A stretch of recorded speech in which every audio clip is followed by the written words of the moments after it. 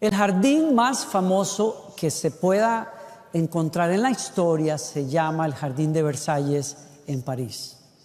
Es una de las obras más espectaculares que se hayan hecho. En alguna ocasión, muchos años antes de que fuera un jardín formal, fue el campo de caza de los reyes en uno de los momentos del imperio francés. Y con los años le pidió a un arquitecto que le diseñara un lugar que mostrara su elegancia, su poderío, su glamour y el control del hombre sobre la naturaleza. En parte de eso se trata un jardín. Un jardín formal es un lugar donde controlas todo lo que no quieres ver y exaltas lo que quieres ver. Siembras para cosechar color, fragancias, olores especiales. Ese jardín es histórico porque allá a principios de los 1900, 50 países se unieron para firmar un tratado, el Tratado de Versalles, que ponía oficialmente el fin a la Primera Guerra Mundial. Fue histórico y seguirá siendo histórico por eso, pero hay otra razón más por la cual es muy importante, y es porque fue un pacto de paz fallido. Las condiciones que esos 50 países le pusieron a Alemania para restringirla, para que volviera a declararle la guerra al mundo, no duró mucho, no tuvo éxito. Lo que haya sido que firmaron allí fue tan estricto contra el país de Alemania que algunos historiadores dicen que precisamente lo estricto que fue el caldo de cultivo para que el nacionalismo alemán volviera a levantarse en la Segunda Guerra Mundial y afectara al mundo, trayendo a millones y millones de personas que sufrieron la muerte y el desastre en todo un continente y en el mundo entero. Ese jardín es la muestra de un lugar bello en donde los seres humanos encontramos todo lo que quisiéramos encontrar en la tierra, pero que falló en su cometido. Hay otro jardín en donde se definió la batalla de batallas de los seres humanos. En ese jardín Dios puso al primer hombre y a la primera mujer, el jardín del Edén. Y dice la Escritura que Él los rodeó con todo lo que ellos pudieran necesitar para sentirse plenos y felices. Dios estaba ahí. Era un lugar bello, un lugar que tenía todo lo necesario, un lugar seguro, armonioso, donde ellos podían crecer, conocer, explorar la vida, explorar su existencia y sobre todo conocer a Dios, y tenían una amistad con Él diaria. Ese lugar perfecto se vio afectado por la injerencia, la maldad del enemigo de nuestra alma. Satanás entró para sembrar una idea en los seres humanos y fue la siguiente: Dios les ha puesto límites a ustedes. Dios les ha dicho que no hagan ciertas cosas. ¿Y saben por qué se los ha dicho? Porque Él no quiere que ustedes desarrollen todo el potencial que ustedes tienen como seres humanos. Los está limitando, los está restringiendo, quiere tenerlos debajo del zapato, porque a Él no le gusta que sus criaturas lleguen a ser como Él, pero ustedes serán como Él si lo desobedecen. Y surtió efecto.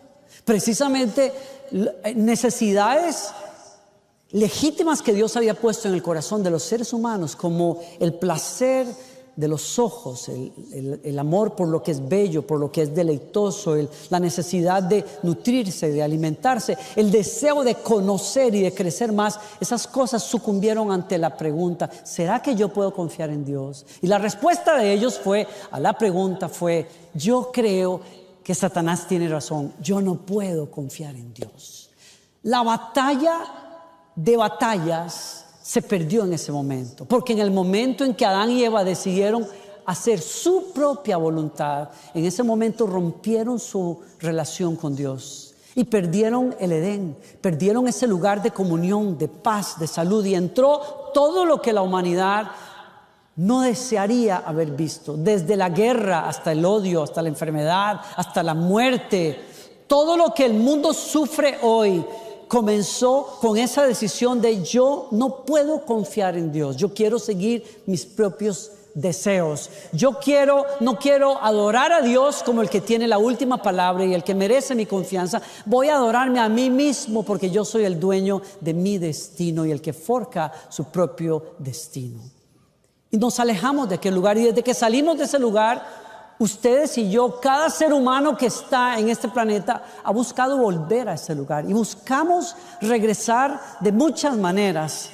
Construimos la Torre de Babel en el pasado, construimos hoy día tecnologías que nos ayuden a vencer la muerte misma un día, según algunas personas esperan. Vencer la enfermedad para siempre, vencer la muerte y no depender de ese Dios místico que nos llama simplemente a creer en su palabra y a seguir sus instrucciones, que no son para destruirnos ni limitarnos, sino que son precisamente el camino para que nosotros lleguemos a ese lugar de paz, a ese lugar de armonía.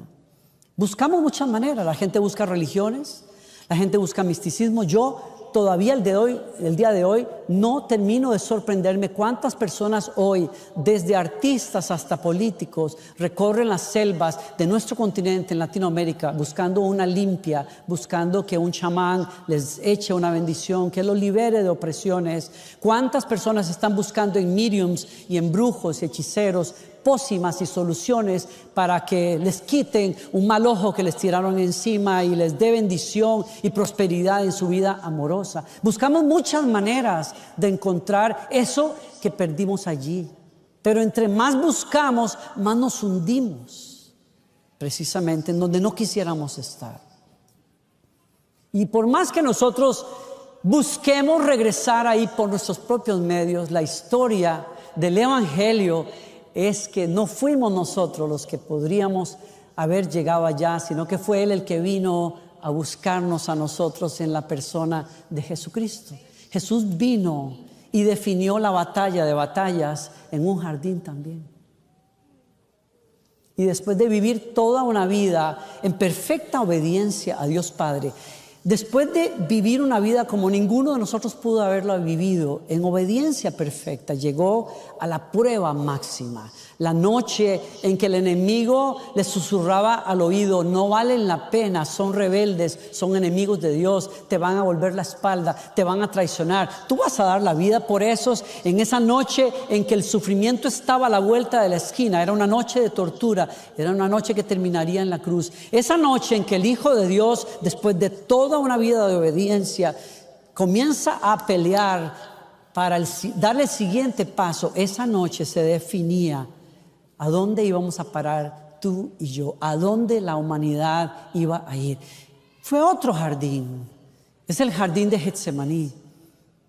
No era el jardín del Edén, era muy diferente. El jardín de Getsemaní, es cierto, en el pasado había sido un lugar donde Jesús había llegado a orar. Dicen los evangelistas que era su costumbre ir al jardín a hablar con el Padre. Pero el jardín de Getsemaní esta noche no se veía igual.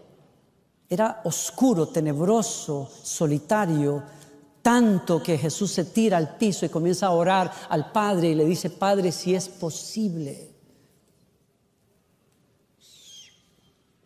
si es posible, pasa de mí esta copa. Si es posible, Señor, si de alguna manera se puede ganar esta batalla, ayúdame, Señor. Pero no se haga mi voluntad sino la tuya. Y esas palabras sellaron tu salvación y la mía. Sellaron que tú regresaras al jardín de la amistad con Dios.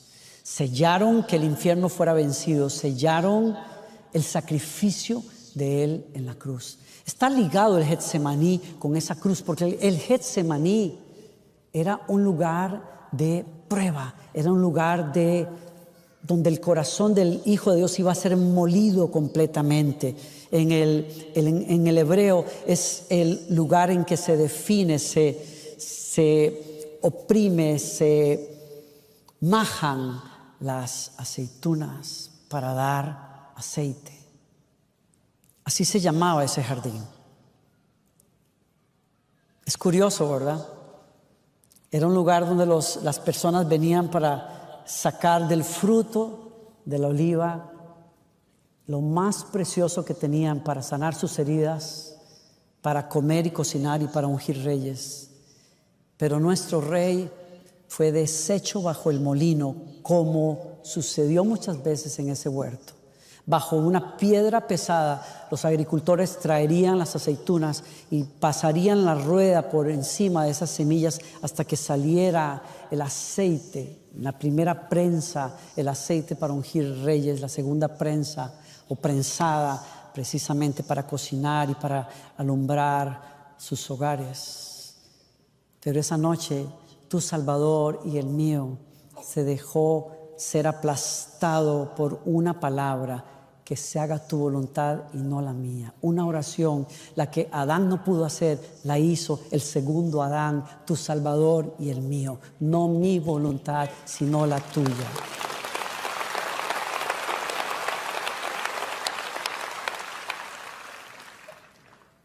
Murió desnudo, porque así salió Adán del jardín. Murió cubierto de espinas, porque la tierra se llenó de espinas a causa del pecado de Adán.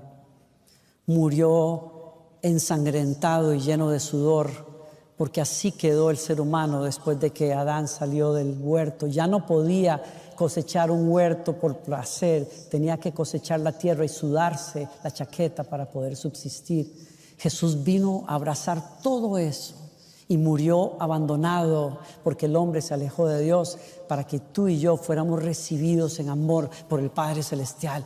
Gritó desde la cruz: ¿por qué me has abandonado? Porque cumplió con esas palabras la condición que todos nosotros llevábamos alejados de Dios.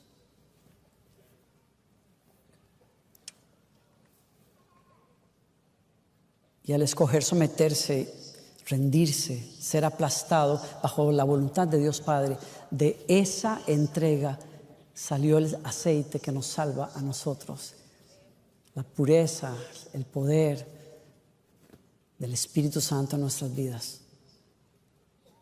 Dice el profeta en Isaías 53, fue traspasado a causa de nuestra rebeldía, fue atormentado a causa de nuestras maldades.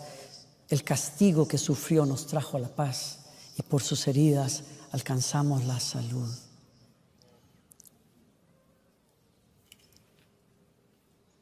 Ese Getsemaní es la vida de nosotros. Es la vida en donde muchas veces dudamos si Dios está o no está con nosotros, si nos ama o si no nos ama, si somos dignos, si no somos dignos. El Getsemaní es como la vida de muchos de nosotros que queremos vivir en paz, queremos vivir en armonía, queremos tener una conciencia limpia, pero la realidad del mundo y de la vida muchas veces es distinto. Nos sentimos desconectados, nos sentimos apartados de los demás, nos sentimos no dignos delante de Dios y sobre todo sentimos o somos tentados a pensar que no vale la pena confiar en Dios, que ese Dios que dice que necesitamos un Salvador porque somos pecadores, de pronto decimos: no soy tan mala onda, soy buena gente, tal vez es un mensaje un poquito exagerado, no deberíamos pensar tan mal. O ¿por qué si Adán fue el que pecó, por qué yo me tengo que echar los clavos encima?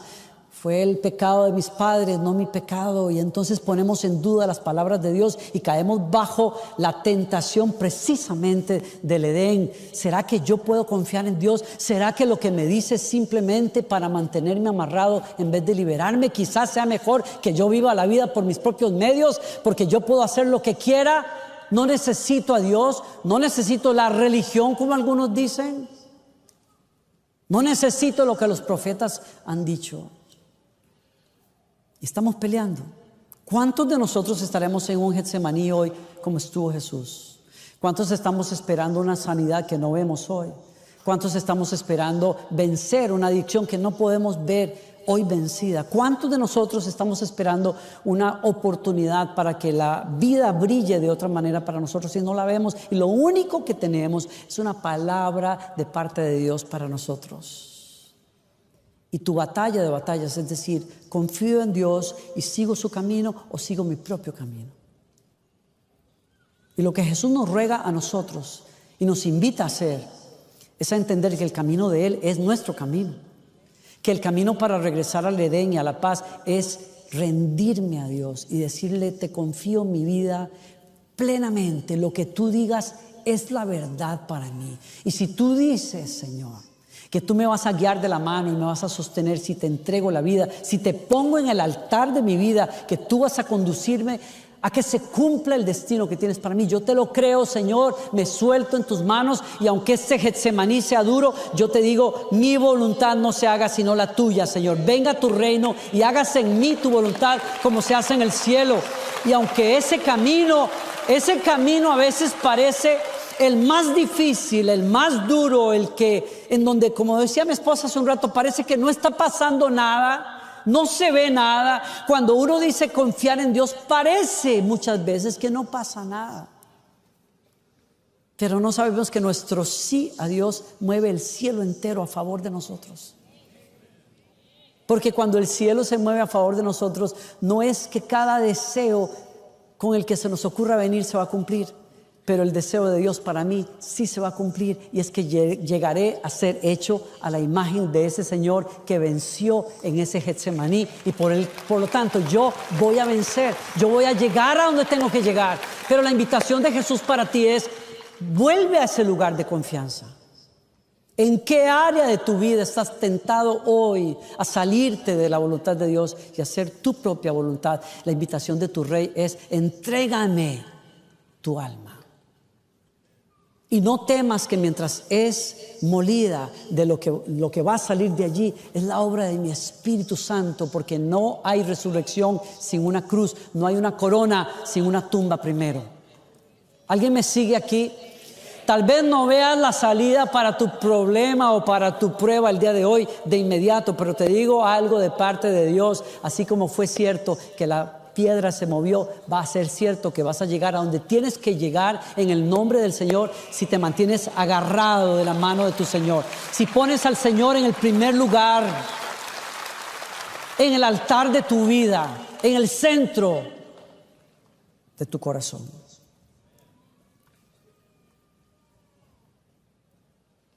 Este escritor, matemático, filósofo John Lennox dice en su libro: la pregunta sobre si confiar o no confiar en Dios y obedecer su palabra es el tema central de la vida misma. Es la batalla más fundamental de las batallas de la vida. Si pondrás tu fe en Dios o en alguien o en algo más, lo cual es idolatría. Definir esa pregunta, definir la respuesta a esa pregunta, es tu regreso al Edén. Y a eso fue a lo que Jesús vino. Vino a regresarnos a ese lugar. Vino a traerte de regreso a la posibilidad de que vivas el Edén aquí en la tierra, por decirlo de alguna manera. Y es exactamente lo que pasa cuando Jesús dijo que sí. La victoria de victorias se definió en otro jardín, nos dice la Escritura. Dice Juan: en el lugar donde crucificaron a Jesús había un huerto. Miren qué curioso. Había otro jardín, y en el huerto un sepulcro nuevo donde todavía no habían puesto a nadie. El dueño de esa tumba se llama José de Arimatea. Era un hombre rico que confiaba en Jesús, pero que le seguía en secreto. Allí pusieron el cuerpo de Jesús porque el sepulcro estaba cerca y porque ya iba a empezar el sábado de los judíos. Yo recuerdo que Jesús comparó su vida en alguna ocasión a un grano de trigo, cuando hablaba de que era necesario que Él muriera, algo que todavía los judíos hoy no pueden aceptar. El Mesías no podría sufrir así, y por eso lo rechazaron. Cuando fue cuestionado sobre este tema, Jesús dijo: si el grano de trigo no cae a tierra y muere, queda solo. Pero si cae a tierra y muere, llevará mucho fruto. Es en el jardín del huerto donde la semilla del cuerpo de mi Señor fue sembrada, para que al tercer día la piedra fuera movida y por el poder del Espíritu Santo se levantara la semilla de una nueva humanidad. Jesucristo, el Rey, Señor de aquellos que creemos en Él. Y si yo me adelanto a lo que el apóstol dice en el Nuevo Testamento que porque Él recibió un cuerpo nuevo para nunca más morir, tú y yo esperamos ese día en que nuestro mayor enemigo, la muerte, también será vencido. Y cuando Él venga, sea que hayamos muerto o que estemos vivos, seremos transformados en la imagen del Señor que vendrá por nosotros y nos dará un cuerpo glorificado con el cual viviremos para siempre, eternamente. Gracias a Dios por esa esperanza. Yo pienso en que el apóstol Pablo aplicó ese principio a los creyentes. Nos dice a todos nosotros, no pierdan la esperanza. Y pienso en algunos de ustedes que están extrañando a seres queridos hoy. El cuerpo de ese ser querido descansa en el polvo, porque un día el aliento de mi Señor lo va a llamar a la vida y le va a dar un cuerpo glorificado. Estaremos para siempre con Él. Esa es nuestra esperanza. Y por eso hay discusión entre, no es mi tema hoy, pero hay discusión entre todavía los teólogos y los encargados de la ética cristiana en cuanto a si incinerar o no los cuerpos, porque se necesita una semilla que descanse en la tierra. Ese es tema de otro día. Mi esperanza y tu esperanza es que nuestros cuerpos van a ser glorificados un día. Y cuando Jesús sale de esa tumba, me llama la atención a mí tremendamente. Me llama la atención que la primera persona con la que Jesús habla es una mujer. Es María Magdalena. Voy a dejarlo ahí, pero quizás la última en la fila para ser considerada una apóstol, un heraldo de Cristo. La famosa de la que habían salido 7 demonios. Esa mujer que amaba a Jesús con locura, que lo había adorado de una manera sublime, es la que está llorando ante la tumba del Señor.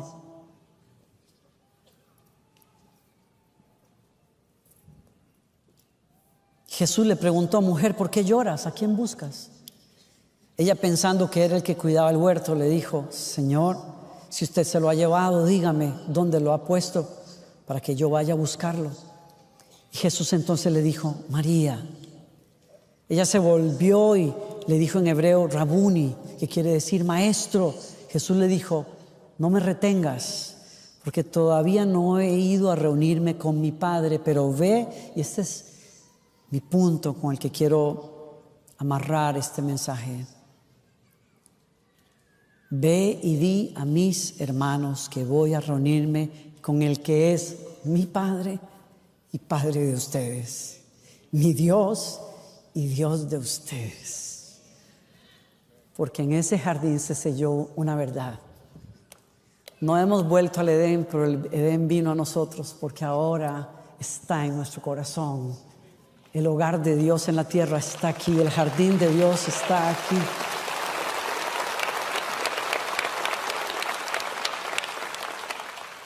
Tu corazón es el Edén de Dios, donde el Padre de Jesús es tu Padre, es tu Dios y es mi Dios. Es cierto que un día vamos a regresar, vamos a ir con Jesús cuando Él venga con nosotros. Así lo dice Juan 14, dice, no se angustien, creen en Dios, crean también en mí. En la casa de mi Padre hay muchos lugares donde vivir, o sea, hay suficiente espacio para ustedes. Si no fuera así, yo les hubiera dicho que voy a prepararles un lugar. Y después de irme y de prepararles un lugar, vendré otra vez para llevarlos conmigo, para que donde ustedes estén, en el mismo lugar en donde yo voy a estar. Pero lo que a mí me encanta de esa verdad, siempre de jovencito pensé que se refería a esa venida del Señor, y sé que en parte es así, pero también se refiere a una verdad maravillosa presente, y es, no tengo que esperar a ir al cielo para ir a mi casa. La casa del Padre está ahora en mí, el Edén está en mí, tengo comunión con mi Padre, porque la piedra fue movida, el velo fue roto, el pecado se quitó de en medio, me dieron al Espíritu Santo. Me encanta lo que decía un escritor hace muchos años, donde quiera que un cristiano cierra los ojos e invoca el nombre del Señor, allí se encuentra en el santuario donde Dios vive. No hay distancias. Mírame,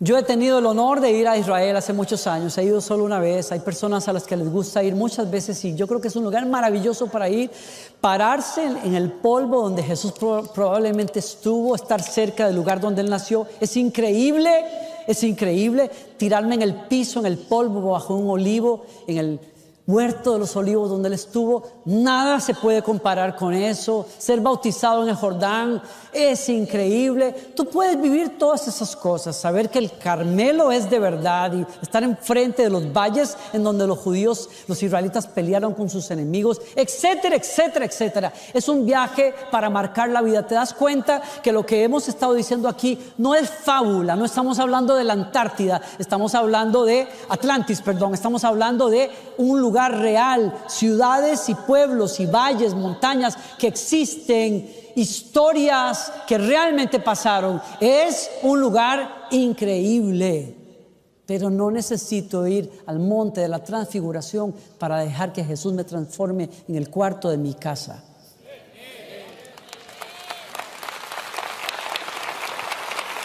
No necesito bautizarme en el Jordán para que mis pecados fueron lavados en la cruz del Calvario, cuando yo creí en el Señor y Rey que me salvó de la perdición. No necesito ir al aposento alto para sentir al Espíritu Santo, porque lo recibí en mi vida por primera vez a los 14 años, cuando alguien me enseñó que esa casa de la que Jesús hablaba estaba en mí. Este fin de semana, mientras escuchaba al pastor Phil Mounsey hablar sobre cómo fue lleno del Espíritu Santo en su juventud, me acordé. Yo probé el Edén por primera vez, si lo puedo decir así, a mis 9 años, cuando alguien me habló de Jesús en el parque de mi pueblo. Y yo vivía en el infierno. Mi Getsemaní era terrible, porque no veía la ayuda de mi Señor por ninguna parte, hasta que alguien vino a hablarme de Jesús, y en el brillo de los ojos de esta mujer, bendita mujer, y en su relatarme de la parábola de las 99 ovejas y la perdida que Jesús buscó, ahí encontré a mi Señor. Y sentí por primera vez cómo huele el Edén. Y dije, yo quiero vivir aquí, Señor. Yo te quiero en mi vida. Y escuché la voz de mi Señor que dijo, estoy a la puerta y llamo. Si alguno oye mi voz y abre la puerta, yo entraré y cenaré con él. Y eso es el Edén. El Edén es comer con Jesús todos los días.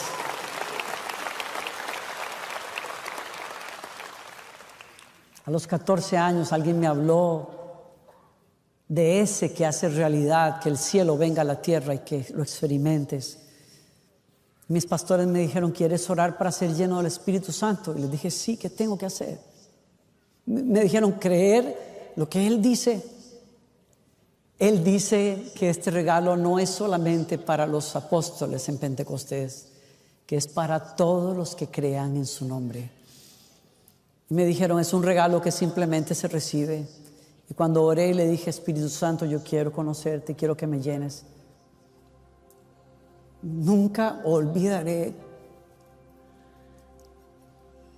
cómo esa corriente de paz y de gozo y de luz me llenó de tal manera que por las próximas 2 horas lloré y temblé en la presencia de Dios y supe que estaba en el lugar donde yo quiero estar siempre, abrazado por el Espíritu Santo, en un lugar de completa paz, en un lugar donde no era un huérfano ni era un rechazado. Soy un hijo amado de mi Padre Celestial, pertenezco a mi Padre Celestial. Mi nombre está escrito en el libro de la vida y me tiene agarrado de su mano y nadie me arrebatará de su lugar. Y por las siguientes 2 horas no pude detenerme de adorar a Dios.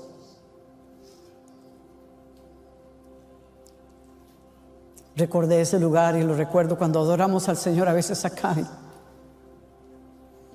Cuando escuchas el Evangelio descrito como lo cantó Ingrid hoy, y con esa pasión digo, Señor, yo no voy a dejar que las piedras me ganen, yo no voy a dejar que el sol me gane la jugada, yo te voy a adorar mejor que ellos, yo te voy a adorar mejor.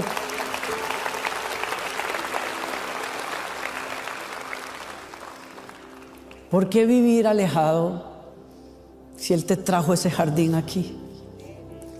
Si en el momento en que invoques el nombre de Él, Él está ahí. Y yo sé que a veces, sé que tú puedes estar pasando una noche tan fuerte que te parece que estás en un Getsemaní sin salida, pero ese lugar ya lo vivió Jesús y lo venció. Y Él te dice, los que antes estaban lejos, ya no están lejos. Porque Él pagó un precio para que estés cerquita de Dios. Ahora unidos a Cristo Jesús por la sangre que Él derramó, ustedes que antes estaban lejos, están, ¿qué? Mírame al frente acá y abraza la fe en tu corazón. A pesar de cómo te sientas hoy, tú que estabas lejos, ahora estás cerca.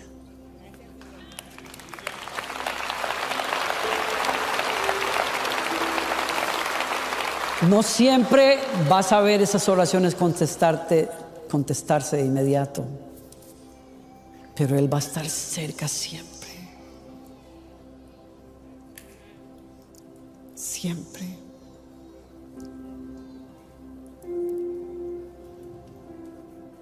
El Edén vino a nosotros, vino a ti, ese lugar de paz con Dios y de amistad, donde puedes ser conocido por Él sin ser rechazado. Ese lugar existe, es tuyo. Ese lugar donde puedes conocer la voluntad de Dios es tuyo, está acá.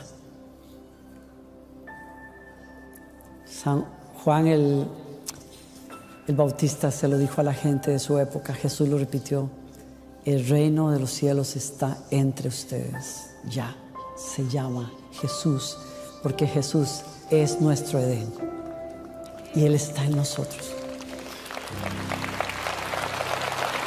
Entonces, cierra sus ojos conmigo y sin interferencia de nadie, toma la decisión de decisiones. ¿Le crees a Dios o le crees a lo que el enemigo te ha dicho? ¿Le crees a Dios o le crees a tus sentimientos más? ¿Le crees a Dios o le crees a esta sociedad más? ¿Le crees a Dios?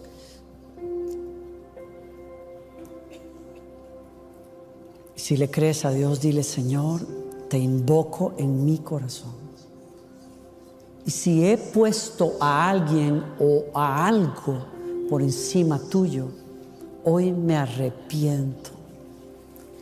Así sean mis padres o mi esposo o mi esposa o mis hijos, yo los quito de ese lugar hoy y te digo: tú eres el Señor de mi alma. Tú eres el Salvador de mi alma, y en tus manos encomiendo mi espíritu, Señor. Levántame, Señor. Hazme nuevo como tú prometes hacerlo. Para algunos es la primera vez que esta oración se hace. Si nunca le has dicho a Jesucristo que se siente en el trono de tu corazón, díselo en este momento. Dile: Jesús, ven a mi corazón hoy. Me rindo a ti. Lávame de mis pecados, Señor, y hazme tu hijo. Hazme cercano a ti. Me rindo a ti. Quiero seguir tu palabra. Quiero seguir tu directriz. no más yo, tú eres el Señor en mi vida. Si hiciste esa oración por primera vez, Jesucristo entró. A partir de hoy, tu corazón es ese jardín de amistad con Dios. Él borró la cuenta de tus pecados y escribió tu nombre en el libro de la vida. Eres un hijo, una hija de Dios. Y te quiero rogar algo.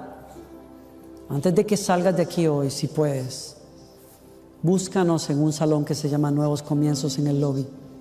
Quiero orar por ti si es la primera vez que hiciste esa oración, porque el Señor ha comenzado a cambiar tu vida hoy. Para los demás de nosotros, ahí donde están, quiero invitarles a que se pongan de pie.